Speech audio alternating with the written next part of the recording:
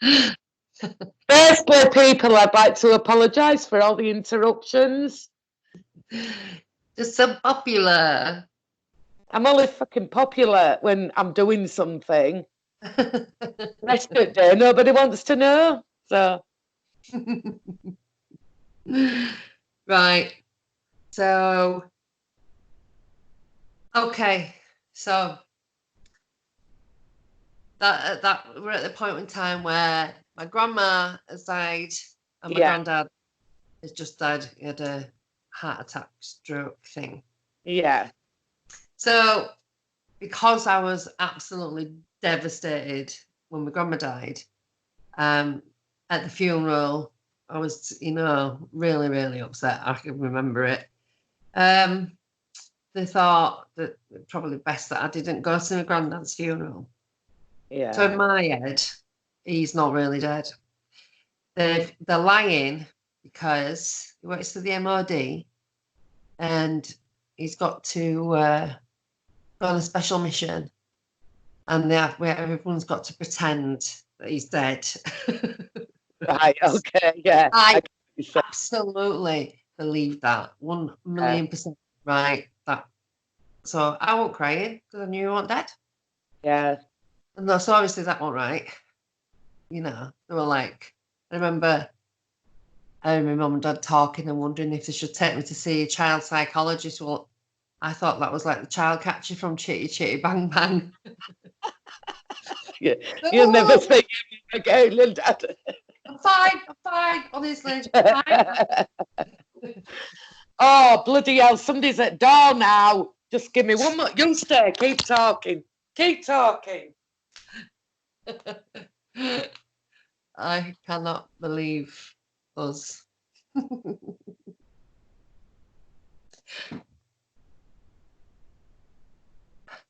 Can't hear out.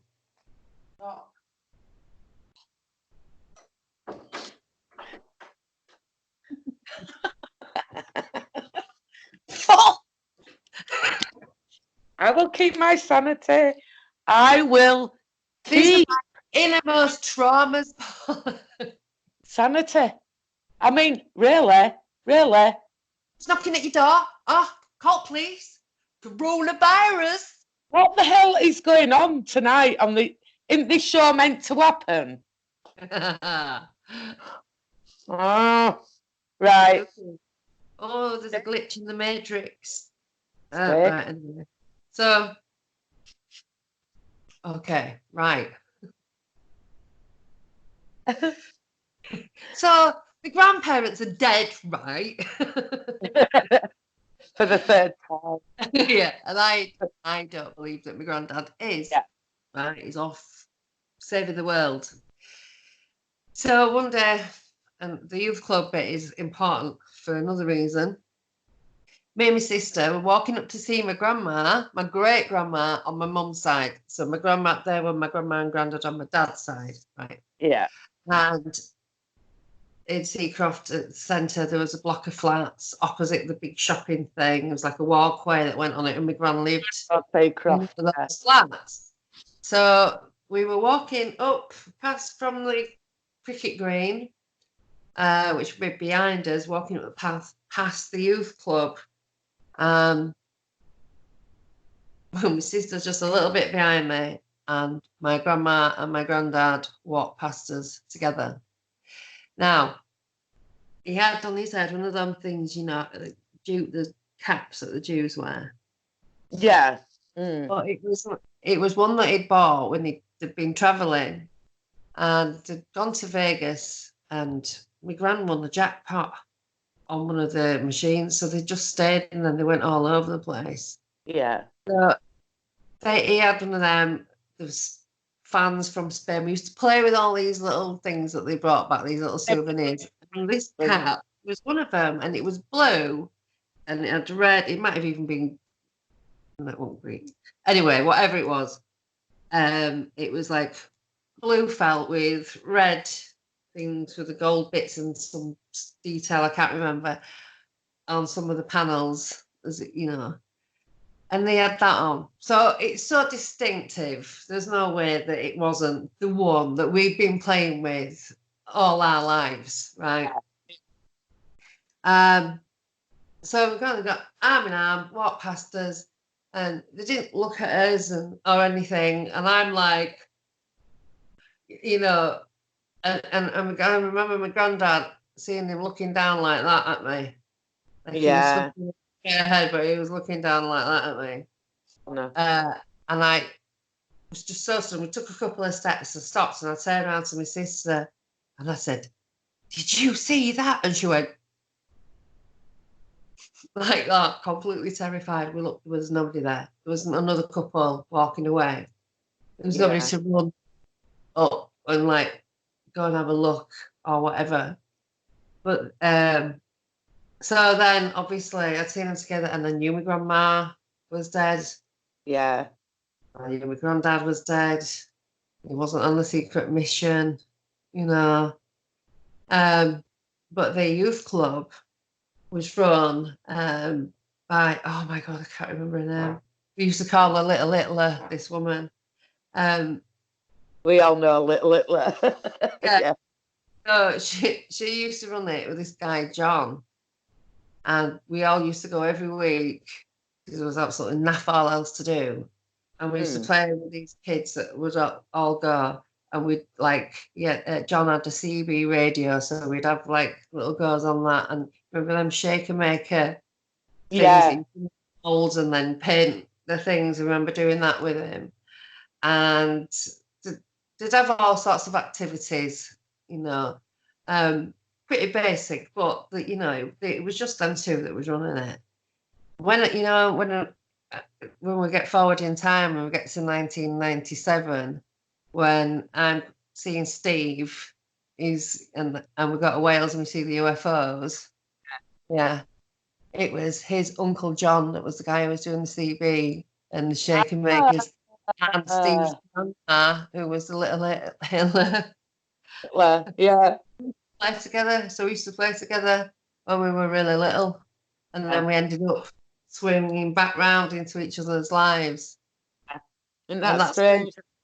That's when I was going out across the road, you know, sneaking out on the night. It was all around about that time. So I think we've had it going on already.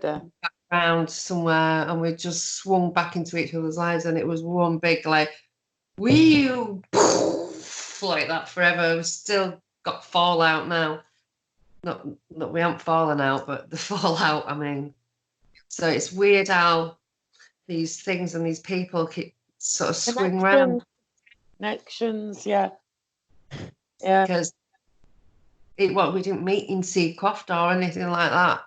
The thing is, I used to, when I was little, I used to play with this girl who was like 6 years older than me.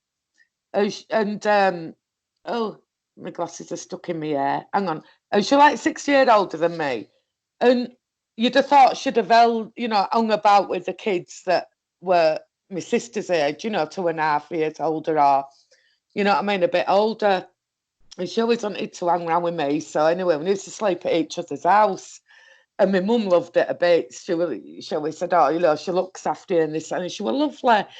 And years later, not years later, I mean, but years ago, rather, from now, I had a date with a lad on council, and it didn't go well, put it that way. One day, it didn't go well. He talked about his ex all fucking night while I was looking for an escape route out at the pub. So, so we didn't talk to each other for, what, is it 7 years? And it's only recently that we started talking to each other, saying how badly fucking date went, you know what I mean? But we started talking to each other, and it were only on Sunday when he rung me up. Sunday, no, it might have been Sunday, yeah, and he rung me up, and he said, oh, how are you keeping, and all this, that, and other. And I went, fine, we're on the phone for an hour and a half. And he said, and then we got on about families and that. And he says, I remember, he says, me Auntie Noreen used to play on your street. I went, what? I said, And then it collected, and I thought, fucking hell, it was his auntie. All that time, I didn't know that it was his auntie that used to play with me. I thought, how weird is that? You know, it's like, yeah. But, you know, not to do with abductions, but it's just how small, you know what I mean? You are actually that freaking small. And God, to have that, yeah, and to have that connection from such a young age up until, you know. Yeah, I just couldn't believe it. Like, so this guy John, he's not even alive anymore because we all went. Well, we were all traumatized. Yeah, yeah. You know, I mean, completely. And I don't even know why. I know why I am because I ran for my life, but nobody else had a traumatic moment. It was all, even though the thing was overwhelming.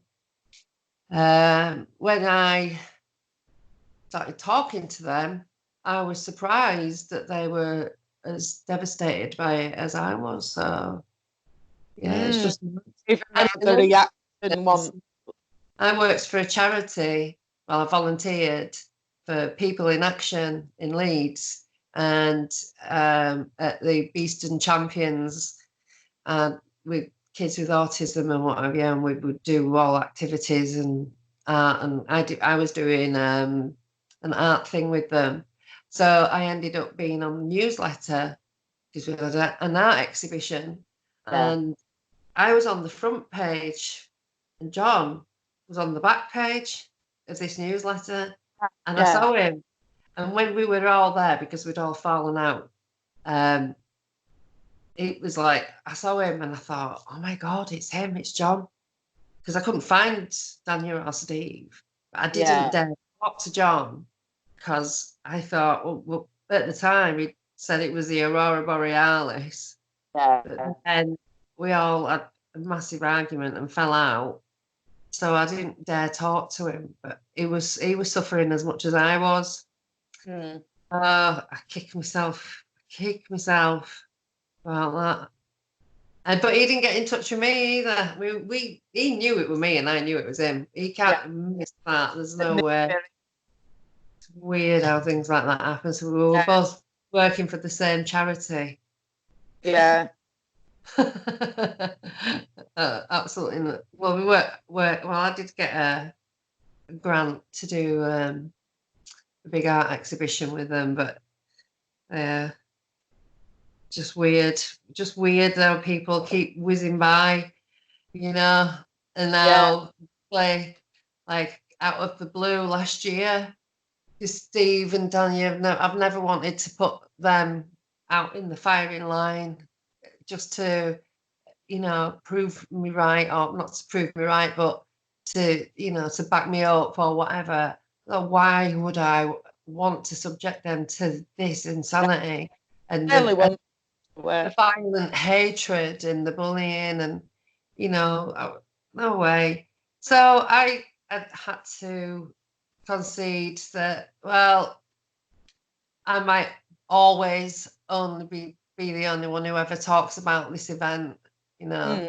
Steve like comes out of the blue, boom, hello, I want to talk about this. Just as Gary Jones said, can we do a documentary on that? And I was like, yeah, let's do it, because he's really good. He thinks of all kinds of things that I would never even think of. So he popped up just as Gary said, do you want to do this? I said, oh, do you want to do this with Gary? And he was like, yeah, totally, let's do it. So that was mad. How Finn Hanley asked if anyone had ever done any artwork, and he was doing this CGI. He's got a new software that he's getting his head round. So he's going to do some artwork for what we saw. I have a child in the kitchen. What are you doing? No, you're not doing that. Just get some fruit and go. Just, yeah. Please. Get some stuff. All right, okay.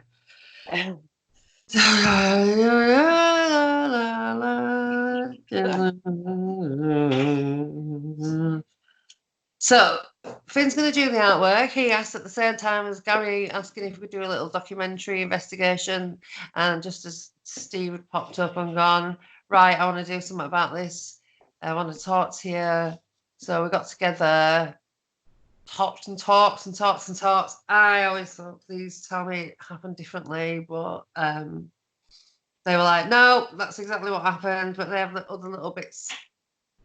We're going to be talking at the Outer Limits conference in September, but yeah, we don't know what's happening now, do you? So.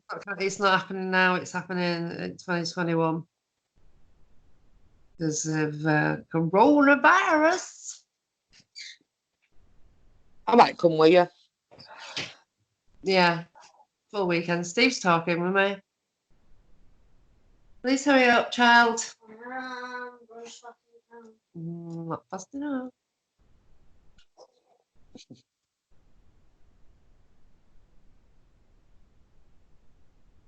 So we moved out of Leeds for a bit after all that. It was, oh God, something really horrid, something else really horrid happened.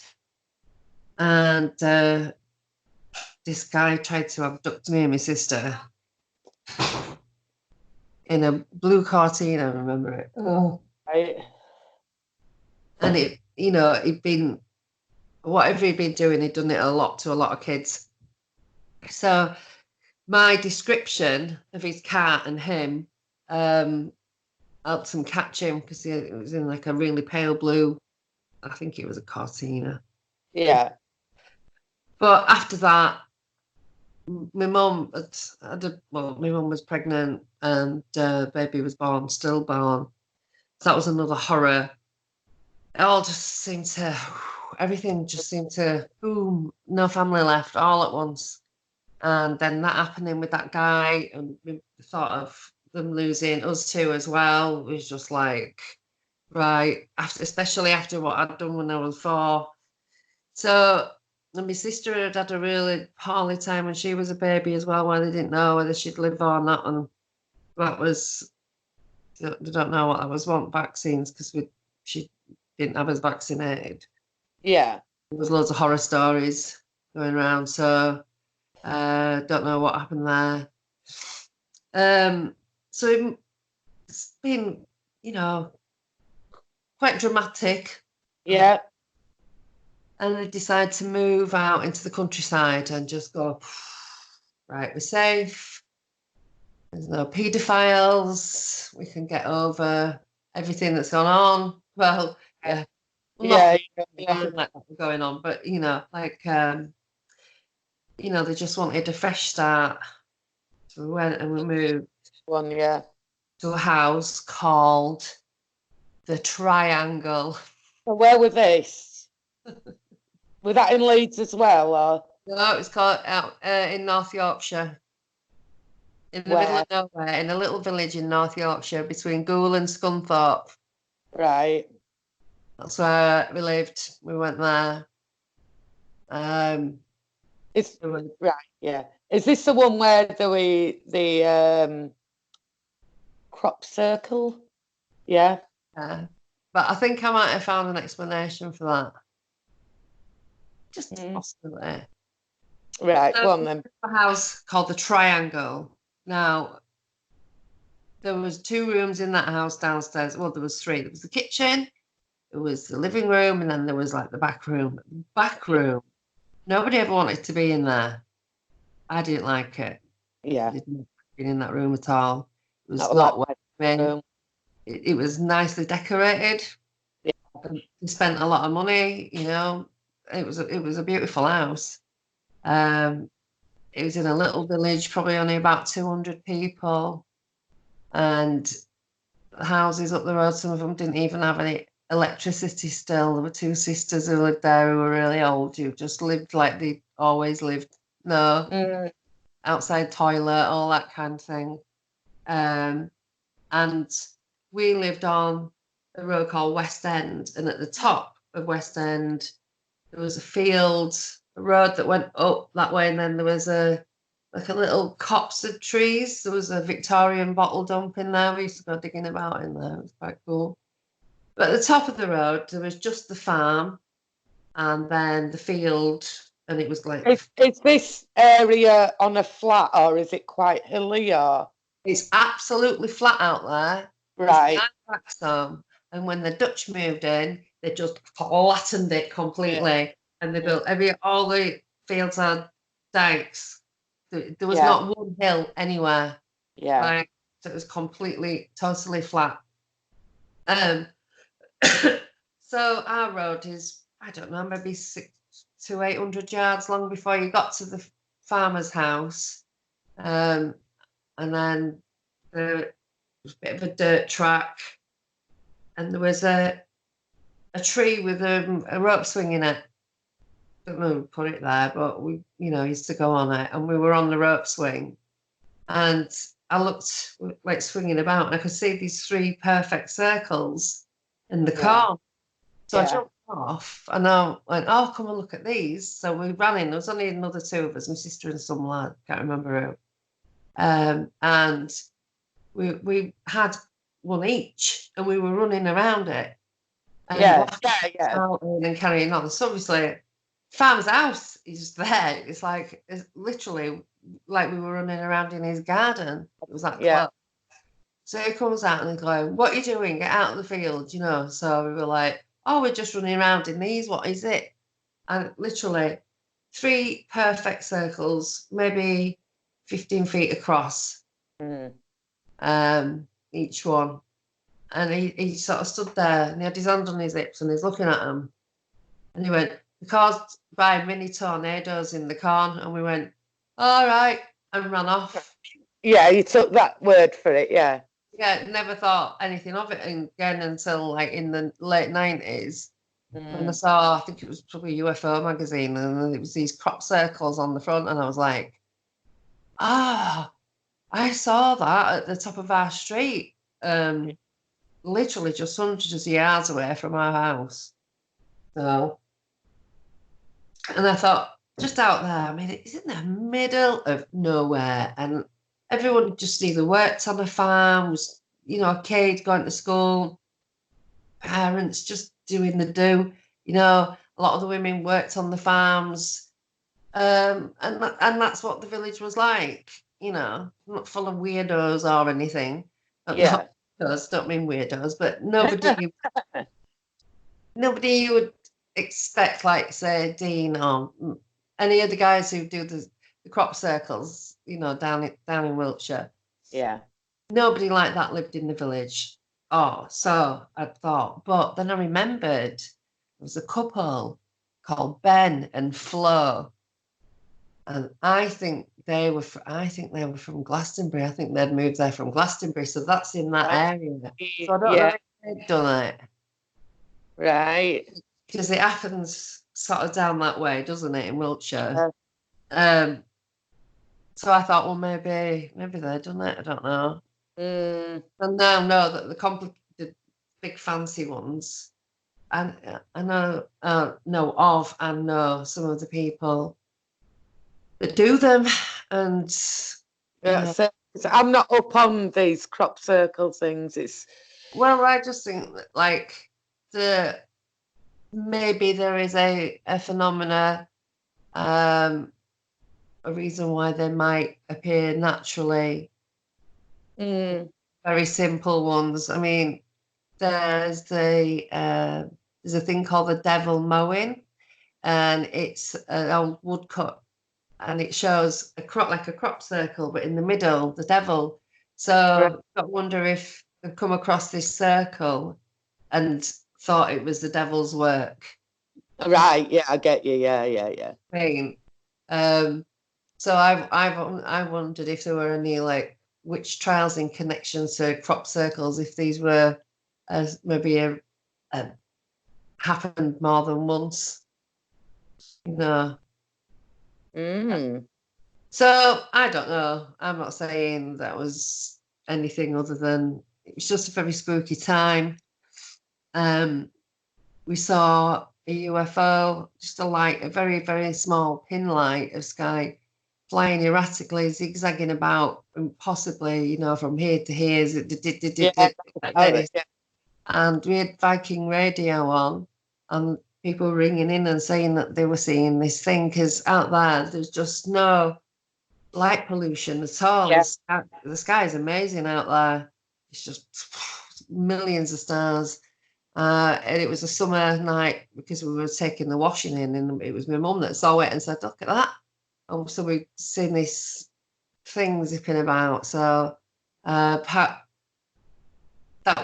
to me for a while was my first UFO thing. But when I remembered about the one that I saw when I was, digging about in the dirt, the copper acorn. So what else happened there? I did not like that room downstairs at all. Something really funny happened. Now, when you a couple of things, out in the village there's absolutely nothing to do at all. So me and a couple of girls, Leslie and Katja, we used to sort of roam around together. I'm just taking a piss. We used to have lots of power cuts. There was always, power going out. So there were no street lights, and we're all walking to my house together, and we can see this dot of light. It's bright orange light, and it's, like this. Yeah. And we're getting closer and closer to us. We all screamed at the same time. Ah! This bloke goes, "All right, it's only me," and it was his bloke that was smoking. Because it was so dark. It was so dark, you couldn't see him. And the other one was, we did a Ouija board in Leslie's mum's house. Right, round table, all letters. One of Leslie's mum's sherry glasses, and it was like, stop. What came out was like, to stop doing what we're doing, and we had to break the glass. If we didn't break the glass, something bad was going to happen at 4 o'clock, right? Oh, it's coming up. Something bad is going to happen at 4 o'clock. So I'm like, yeah, whatever, being pushed around, but obviously being about 13, so superstitious as well. So we were all sat there, and she's never going, "I'm not breaking that glass. My mum will kill me. It's one of her best sherry glasses." So at 4 o'clock, there's this rumbling, and everything starts, like, and then all these brass plates on the wall in the living room, and they're going ding, ding, ding, ding, ding, ding, ding, ding on the wall. And we all screamed and ran outside. It was a massive combine harvester coming up the road. Bang on 4 o'clock though, where it made, it was really scary. And we never did Ouija board again. I did Ouija board, but on my own. In this house, my grandma would sat where my kitchen is, where my kitchen is. Yeah. And it wasn't a kitchen, it was like a little kitchenette, so it'd only fit a cold water tap, sink and cooker. And so there'd be a door there, so this bit had like a cabinet and what have you, and sofa would a bit higher up. So I used to play behind sofa, and I'd cut a load of little shapes out, little squares with alphabet on. And I got a little tumbler, lightweight tumbler. Well, what did I do? Like a fool. Do you this? But I was saying it in my head. My nan thought I was playing with colouring books, pens and that, because I'd got the pens out to do the lettering. Now, I'll never forget this at all, that the glass actually started steaming up, like there was smoke filling it. Well, it wasn't even smoke. It's like a steamy sort of thing, condensation. And it just tippled really fast and smashed in a thing on, what do they call it? Come on, at bottom of floor. Skirting board. And it had smashed, boom, straight into that. I jumped up, letters were everywhere. My nan's shouting at me, "What the hell are you doing at back of there?" What you know what I mean? She's gone fucking ballistic, my grandma, you know what I mean? And and I thought, I am never, ever, ever doing that again. I can't remember what questions I asked her out like that. And I thought, no, I am never, ever doing anything like that. And I am. No. I used to work going out of Leslie's house because there was her house, and then there was like the yard where they used to park up the tractors and what have you. Yeah. Oh, there was something that just felt about that place. I used to run from one end of the village to the other, and my mum, she'd ring up Leslie's mum and say, send her home because the tea's ready. So I would leave and I would run, right? It'd be Run dark. to the village. You what? Would it be dark at this point? Sometimes, yeah. Yeah. So I would run like chuff through the village, like, up a forest cup. And then one day she said to me, where have you been? I said, what do you mean, where have I been? I rang you about an hour ago. I said, I've just left now. I've just spoke to you. I've just left. Come home. She was having none of it. I remember that. I was fuming because I was like, what? Yeah. You literally just spoke to me, you mad woman, right? You're at home, yeah. Oh, that was an hour. An hour. And I tell you what, I used to run because it was spooky. It was a spooky village.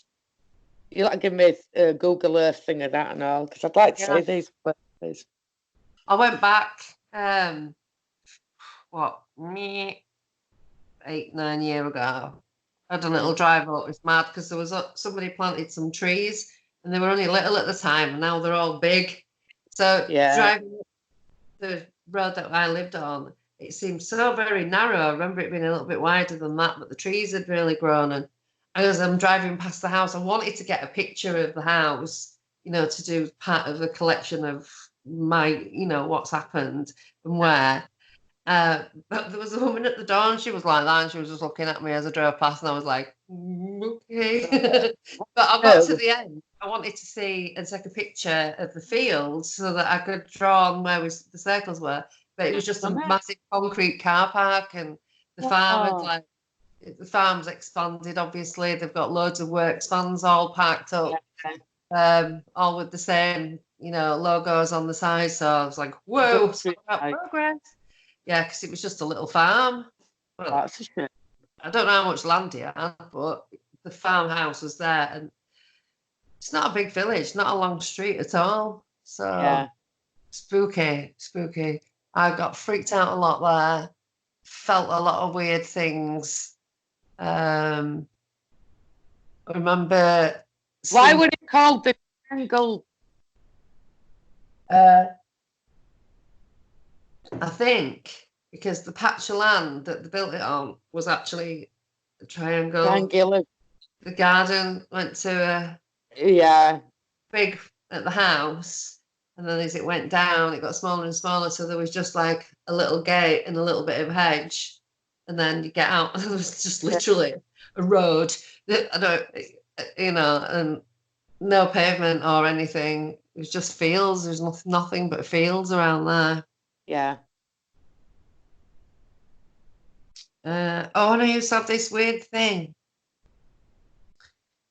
that used to bother me in my dreams, and I would feel it. It was like, I've wondered about the sound now of whose breathing it was. To me, it sounded like somebody breathing down a tube, but I don't know if it was, because also breathing in a mask sounds the same. Yeah. But I used to have this horrible dream about this thing. It was like if you imagine Beetlejuice starved to a skeleton. So there's spiky white hair, dark round hollow eyes, and a round black mouth. And it's all just sinews, and it's breathing. It sounds like it's breathing down a tube. And I would hear it for claws, and but this was just like a recurring nightmare. Poppy just told me she had a dream about a ghost at the bottom of the garden that had round eyes and a round mouth, and it was all white. She said it had arms and legs, like, because ghosts don't have arms and legs; they're just sheets, aren't they? In children's eyes, yeah. So she was like, I thought, I need to do the house and garden again. Yeah. Especially after the other night being woken up by, I thought the two cats were jumping about, chasing each other on the sofa, because they do that sometimes. We've got 2 sofas in the living room. One behind me on this wall here, and then one that's behind me going that way. Yeah. And I'd fallen asleep watching Eye of the Tiger or something like that. And it woke me up, and I thought it was the cats. I went, Joe! Yeah. And then it happened again, like even louder and harder. So I sat up. Molly is there at my feet going, what's that? Yeah, what have you woke up for? He's on the back of the sofa and he's like that. Like half asleep, looking. He's not moving. It's not him. Neither of them were jumping about. Don't know what that was. So yeah, I need to do some iwa-woo-wah. We attract it. Do you know what I mean? Oh yeah, definitely. It's not just me. When I moved in here, I put all barriers up around the garden. Salt, black salt, and other stuff. Sage, other things that I was burning, all around the perimeter, top, out, and round. And also because I've got a grate outside my kitchen window that goes into the sewer, so I call it my zombie apocalypse escape hatch. But actually, that's to lighten the fact that it's what is beyond. No idea what I'm waffling about that for anyway.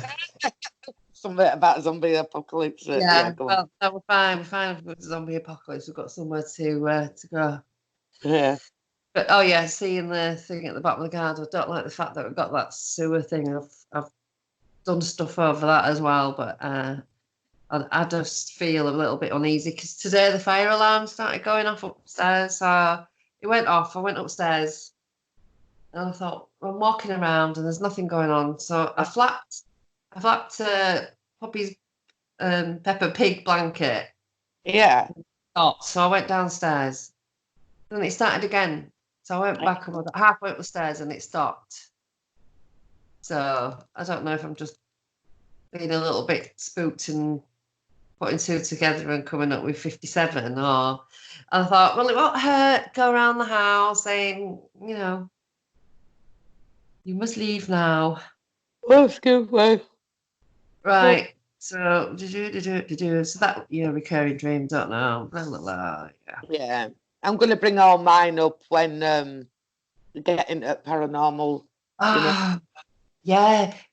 And Mum has these Japanese ornaments, beautiful, very fine, and there were 3, and there were a set, and she had them in a certain order, right? And every time we went out and came back in, they were in a different order. Yeah. And I don't know if it was like poltergeist activity because of me being a teenager and all that stuff going on. Yeah, teenage. Or actually somewhere in that house, and that's why we didn't like that back room, because nobody ever used it.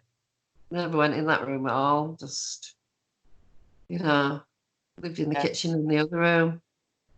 So then I don't know what year this was, but mid-teens.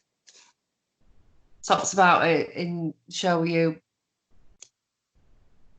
about the beige, normal-eyed alien that I drew with the expressions and the emotions and the hair, and I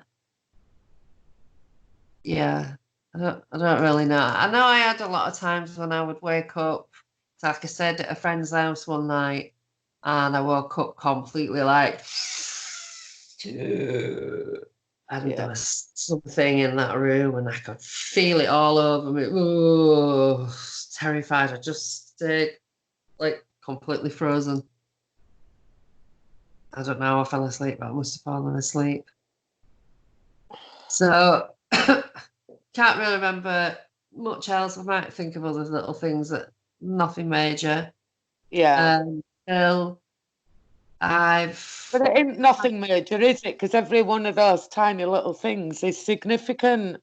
Yeah. So, but you know, obviously, as a child, I was very uneasy on an edge all the time. You know, going into places and feeling afraid or sick, or getting a headache. You know, like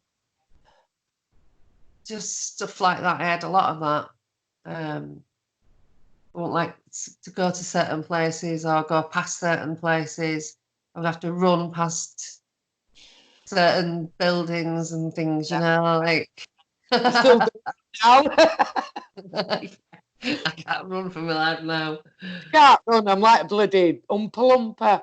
You know what I mean? It's like a little weeble wobble, but I'm out of breath. 3 runs and that's it. I can't breathe. Yeah. So now skipping on to 1991. See, I was told when I was 17 that I had polycystic ovaries. A lot of abductees have you'll never have kids. Your ovaries are just a mess, covered in cysts. Like me, wanna everything stuck. Yeah, and I was having all these problems, swelling, stomach, no periods, everything going all weird, like thinking I'm pregnant all the time, not pregnant, you know.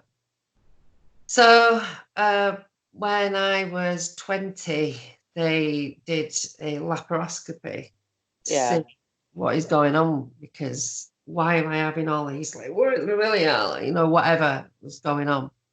And, you know, absent periods, just erratic everything, lots of weird pains. I'd get a stitch sometimes on my side and I just wouldn't be able to even move. So by the time I was 20, I had an operation and they did it, you know, the camera and everything, and they were going to do a dilation and cautery and, you know, like just do whatever, see what was going on. Basically, they needed to have a proper look with their eyes, not just with scans. They told me not one single cyst on my ovaries. When the scans had showed, they were covered, absolutely covered and ruined. I was told I would never have children because of the state of my ovaries, right? But they wanted to know why I was having all the weird pains and all the rest of that. So they have a look. My ovaries are absolutely perfect. There's not one cyst on them at all. But, you know, if you suffer any bleeding, you need to come back, and because we might have punctured the uterus or something, you know, you're not supposed to bleed, so please come back. Okay. So I start bleeding. So I went back and explained, you know, I've had this and we want to do a couple of urine tests and blah, blah, blah. Come back and they said, you're pregnant. Oh, how can I be pregnant? There's no way, because I had the dilation and cautery, I've had all that surgery. We haven't had sex since. There's just no way.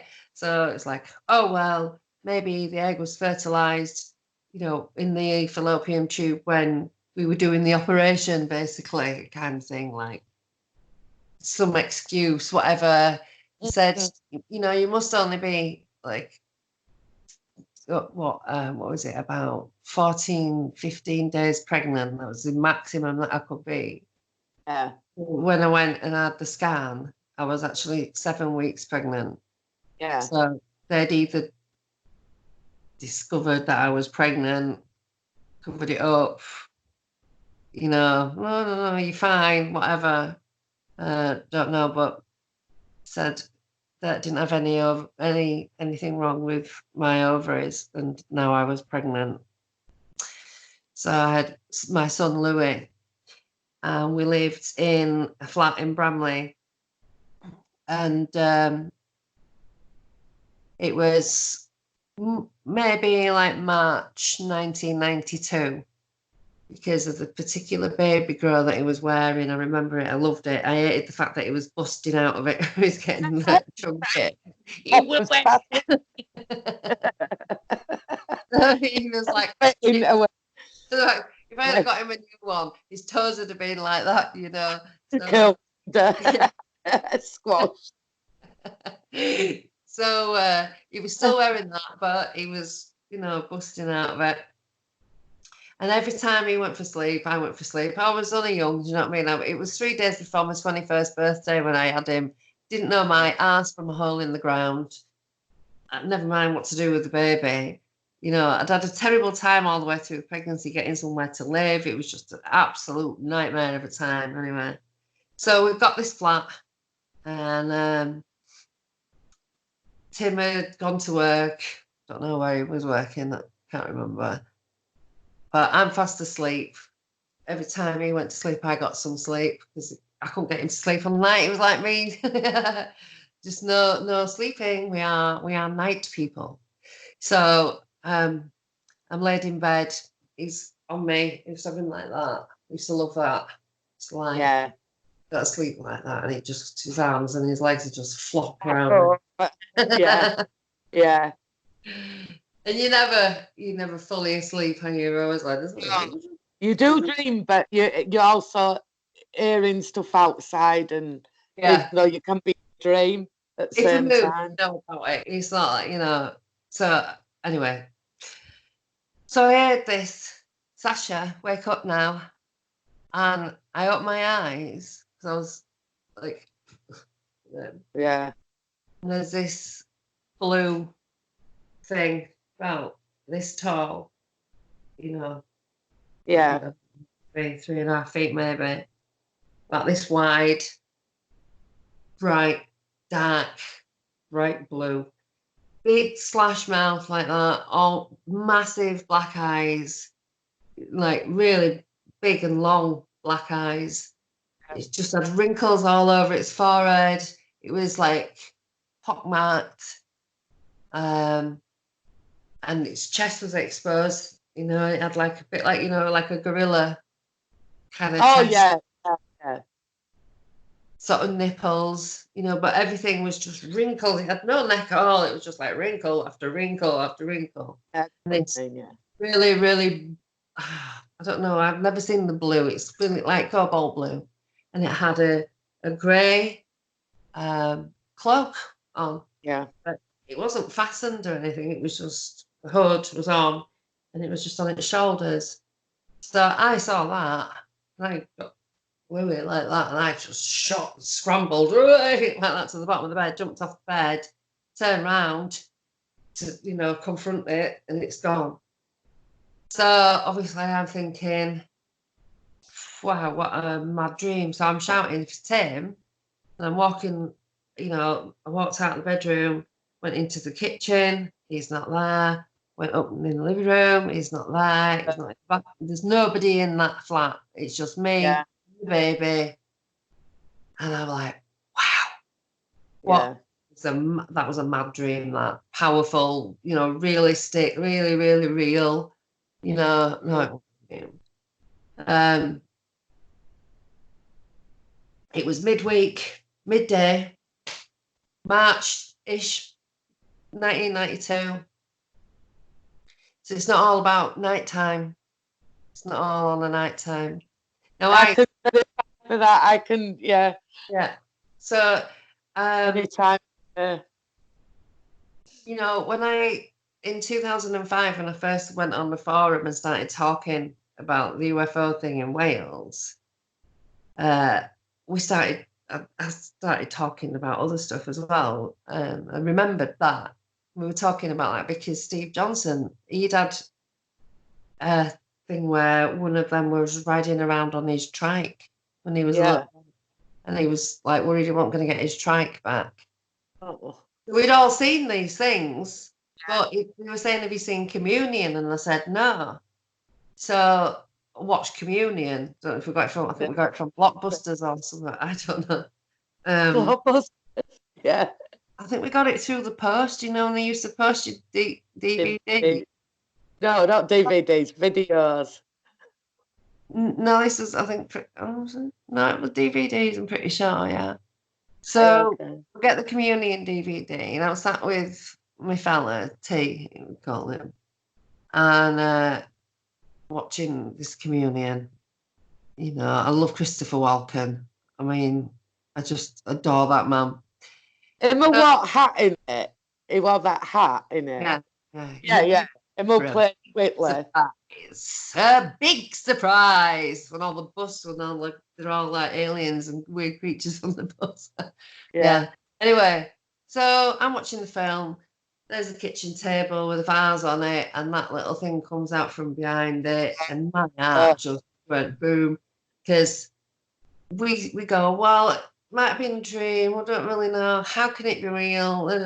But when you know that other people have seen it, it's like, how can it be a dream? Exactly, it's not a dream. You know, it's not a dream.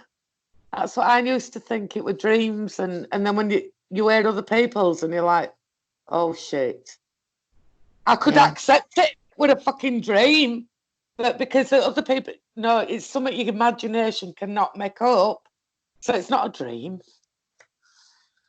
But go on, and the blue thing popped out.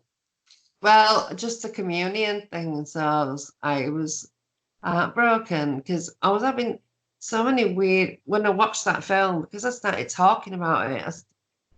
You're opening a door, like not that it was ever really shut, because I've always had experiences, but I'm really good at putting them out of my mind, forgetting about them, not thinking about them. I mean, I've lived in a few haunted houses. God, I don't even know how I managed to stay in them as long as I did. You know, Right. we're coming up to some of that stuff.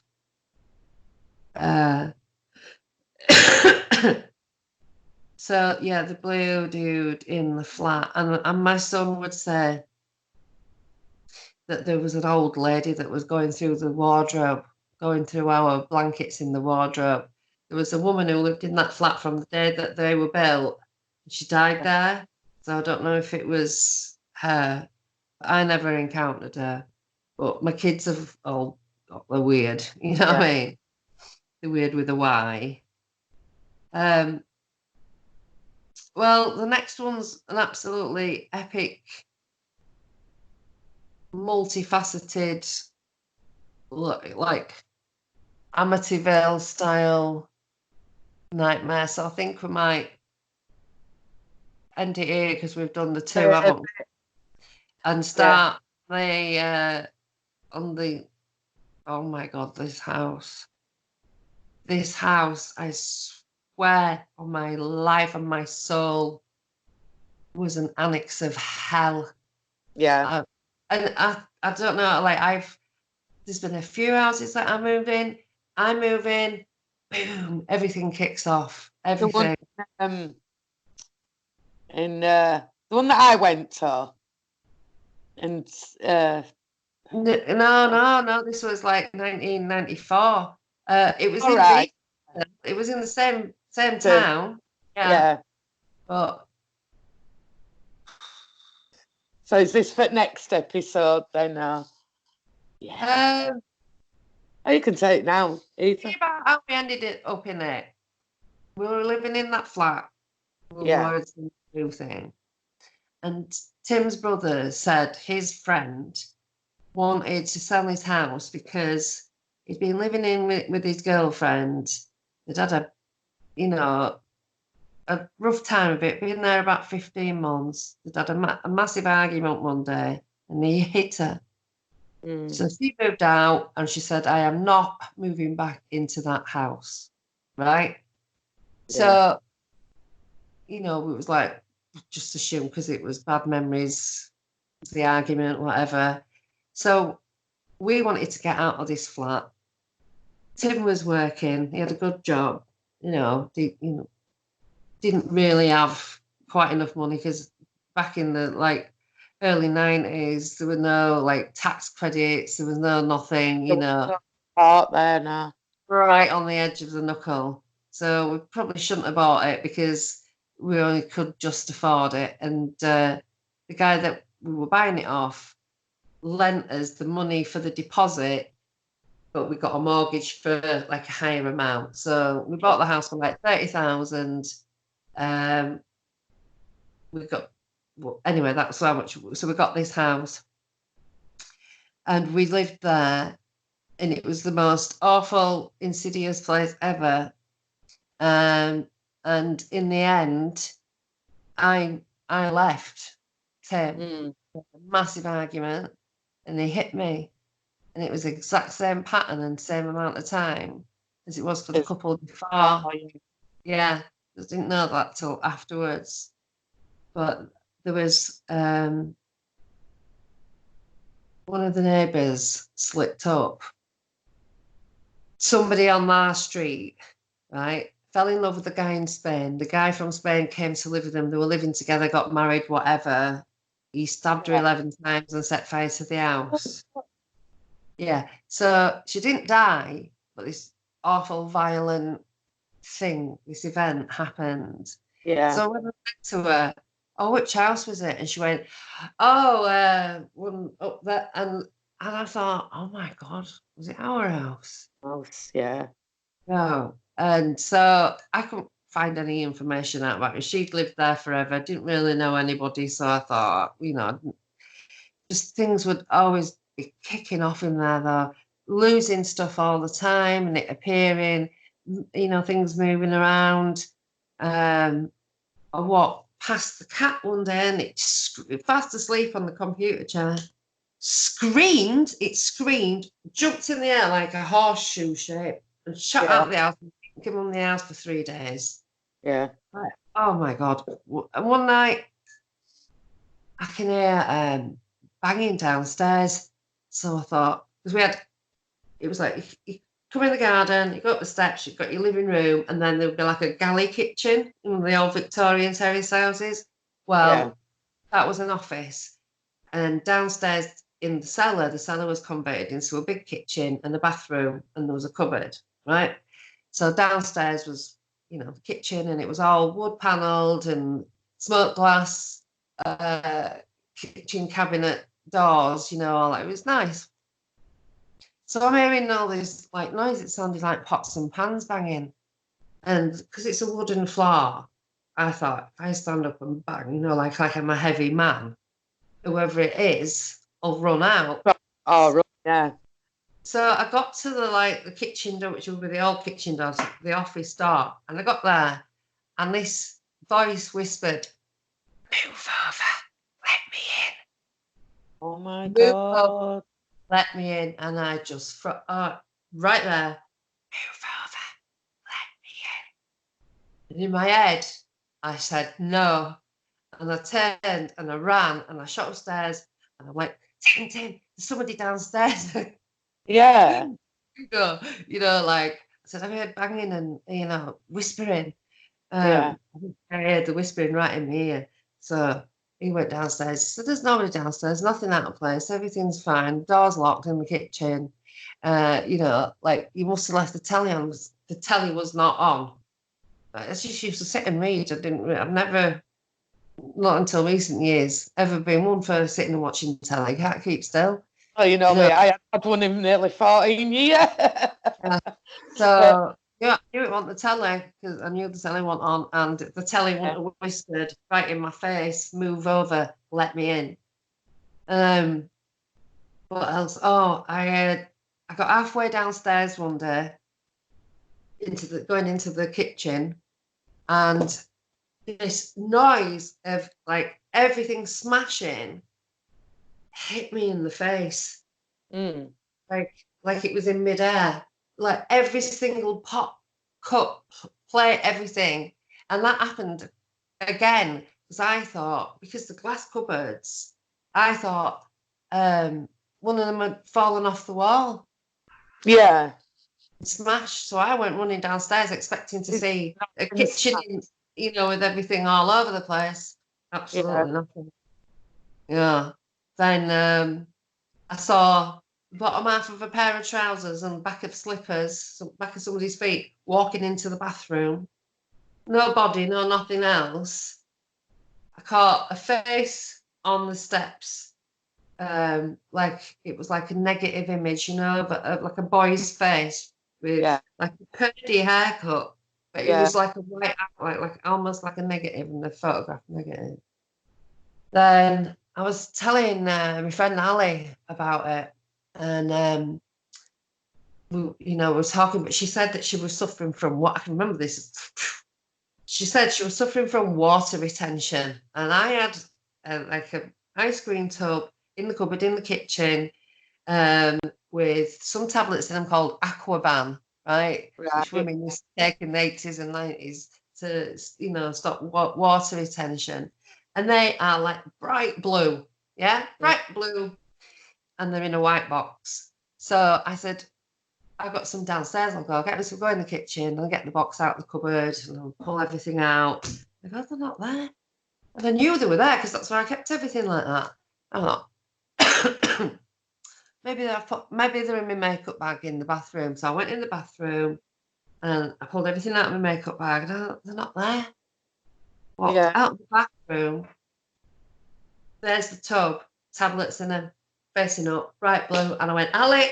I said, they're there. She went, no way. I said, I swear to fucking God, they were not in there. I took everything out.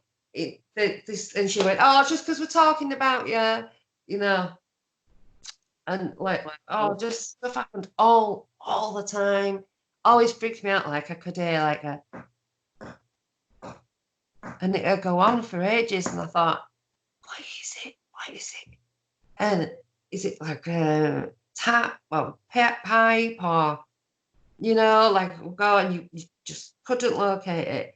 And one day I'm sat upstairs and I'm reading a book and Tim's shouting, "What's that tapping noise?" Yeah, we're doing his reading as well, yeah. No, I'm not even moving, I'm reading. Yeah. Oh man. And then one night I was absolutely couldn't move, and the whole of the bedroom filled so fast, billowing black smoke, and I couldn't move. So I couldn't scream and tell Tim that the house was on fire or anything. And this face went out of the smoke, and then I could move again. Jesus Christ. I don't know. And then I was having a bad day, and things are like, you'd say something like, oh, God, it just can't get any worse. And then the next door neighbour's alarm would go off. Woo, doo, doo, and they wouldn't be able to get it off. Yeah. It was just like being battered. And so anyway, I was finding it difficult to live there.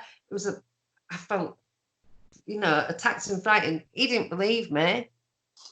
We had an argument, a fight one morning. He slapped me around the face.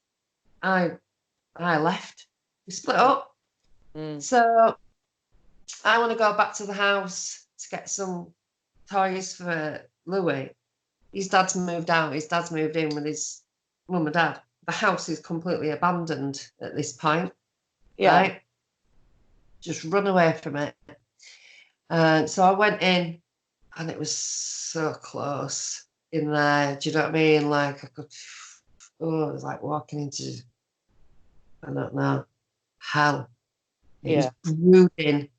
You know what I mean? It was a moody house. It was heavy. Yeah. So I walked in, and I'm like, kind of feeling it, and went into the kitchen, went downstairs. Like looking around the kitchen, thinking, oh, I don't know if I want anything. I opened a cupboard door. Potatoes had been left in there. They were about 4 foot long with these things. They opened it and they all I absolutely crapped myself. So I was totally on edge. I went upstairs, went in our bedroom, thought, do you know what? I don't even want anything from here. I went into Louis' bedroom, and I swear to God, everything was upended. It was a little bedroom. He had his single bed, and he had a chest of drawers, a toy box, and it was all compact, and it was like something had gone through, and boom, and it was all like up, and the mattress and the toys were all over. Like, a child couldn't have been in there playing with it like that with the mattress the way it was, and it was literally like something had lifted it. Power had shot up through the floor and upended everything.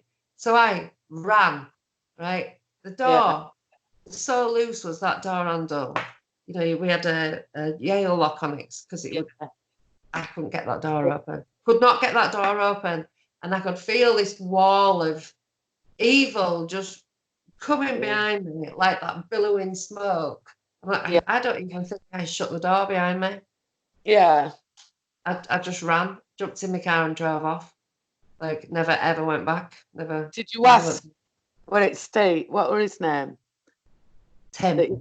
Did you ever ask him, you know, did he leave it in that state, upside down, or no? Can't imagine why he would have gone in Louis' room and trashed anyway, it. Yeah. I absolutely hated that house. We did take off the panel, you know, like we have normal like wooden doors with the panels. And in the 50s, put boards on them, didn't they? Did, yeah. Well, it looked like all of the door in the living room was scorched when we took the panel off. It looked like there'd been a fire. There was loads of stuff I can't even remember now. I had loads of out-of-body experiences as well in there, and lots and lots of nightmares, sleep paralysis, you know, everything.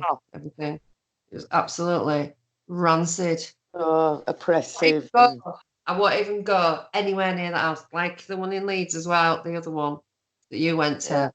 I won't even go near that place. I'm so terrified. So not terrified of like it, because I'm not scared of that. What I am not wanting is another attachment to send my life to shit, because I've had to fight for this normalcy. Do you know what I mean? Yeah. What I've got now with Dave is exactly what I've never had. It's calm in here. As soon as I moved in there, I was like, woo! Seems a little bit doing all my weird stuff, but like when all this is over, I'll come over anyway again. Same thing, got in back 2 years, have I? But so that's one. I just think that everywhere is haunted. Everything's on repeat. Some people are stuck in states or whatever's going on, but you know, and so I think that's why whenever I go anywhere or you go anywhere, it kicks off, because we've got that energy. We can tune into it, or it can tune into us, or whatever. It's a clash. It just starts it all off, doesn't it? Oh my God, I've been scared out of my mind. People wonder why I'm like I am. It's like, Jesus Christ. You know, it's stuff will happen, and it'll be like, oh, it's afterwards that my brain does the damage. Yeah, that's it. But there was a comment on YouTube, and I can't remember. Oh, what at YouTube? One of these, you know, on our previous one or whatever. I can't remember. Somebody put some of the more, is it Malignant or whatever in Bradford? I can't remember who put it, and you know, like. Well, Bradford. I said they must have missed that comment. Bradford is the oldest city in the world. It was the busiest city in the world. Malignant, the word. Malevolent, maybe.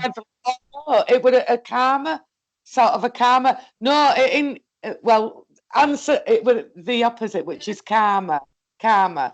And I need to answer that now. No, they're all as horrific as mine as what they are as Sacha's. It's just that I can control it better because I don't have all this going on around me. And I think because I'm I don't have the ADHD, I don't have, so it's not constantly going in my brain. You know what I mean? It's not So it's easy for me to control it and not be as, up, down and thingy. Well, I've got trauma from my life as well, so it's not from just exactly. It's not just from that. Yeah, I've had some really things. Yeah, shapes. It's everything. Whereas I haven't had that as a child. I haven't had that.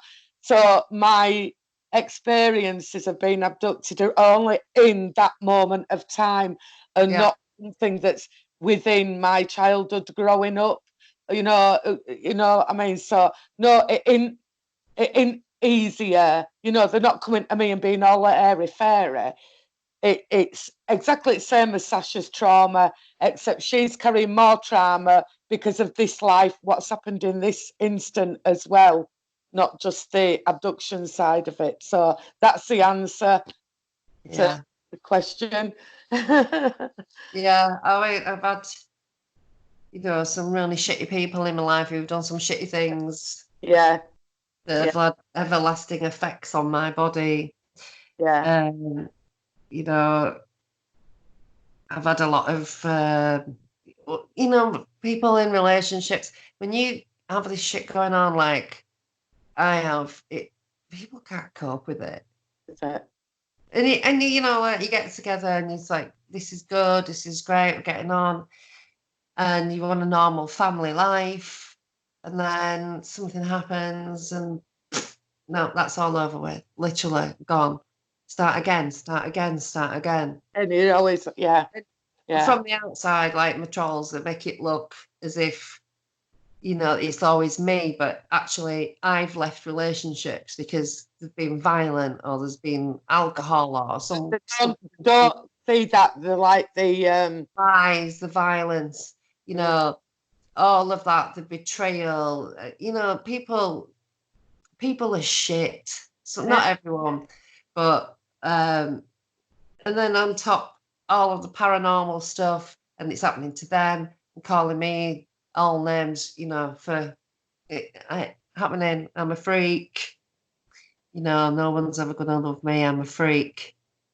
Well, I even think that. So I don't bother having a relationship anymore. So, I'm not, I'm like, Sacha, oh, no, I'm not supposed, it's not supposed to happen. I'm not supposed to be in a relationship. But that's how the Greys made me feel, that it's them and no other person. You know what I mean? So I've given up because it's hard. If they're not in the same situation as you, they're not abductees, contactees, they will never know you as a person, no matter, how long they've been with you. They could be with you 20 years. If they are not like you, they will never know the true you. So, well, Dave is, he's had paranormal stuff all his life as well. So he's like, there's no, if he would calling me names about it, he'd be calling himself names about it because he's had weird stuff happen all his life. His sister's when we've had some weird stuff happen since we were together, which I'll get into a later date. But it's been a lot calmer. But I've also pulled myself away from it, and I've stopped looking because I'm absolutely sick to death of seeing something. I'm sick of it. I used to think, God, how could people see something all the time? I don't believe them. And then when I got a bit obsessed with chemtrails, like 10 years ago, I was a bit on one about them. Yeah. I was looking at the sky and I was always seeing stuff, all sorts of weird stuff, really weird stuff. Weird shapes. That chemtrail that I took that triangle in. Oh, yeah. So this, it depends whether you're heightened at that moment, I think. You know what I mean? If you've got... I'd go outside, when I was a smoker, go outside, sit down and light up. When you look up. Look up. Do. Exactly where I look, exactly when I look. And I go... I've done it. What am I supposed to think if I'm that? Like, oh, that you're real, that you're there. Oh, yeah, I know. Hello. How many times? How many times do you have to do this? What? Are you in my head? You're trying to drive me mad? what is there something wrong with my eyes? Is there something wrong with my liver? I've had all my organs scanned, completely fine. But I have so many times, you see a light and it'll go and just get so big and pop like a bubble. So looking. Right, shall we call it a night then? Yes, because I think wobbling now. Yeah. I shall have to write down my next WTFs. What the yeah. I've got that house in Beeston, man. Oh my god, it's so vile. That entire town is rancid. There's something wrong with it. Somebody's doing something there. I think some magically, like somebody, probably the Chaos Temple there all over Leeds. Chaos magicians that can be so arrogant and dangerous and thoughtless. So God knows. But anyway, the chaos stuff is coming next. My chaos temple dalliances. Until then, everybody. Ta-ra! Bye.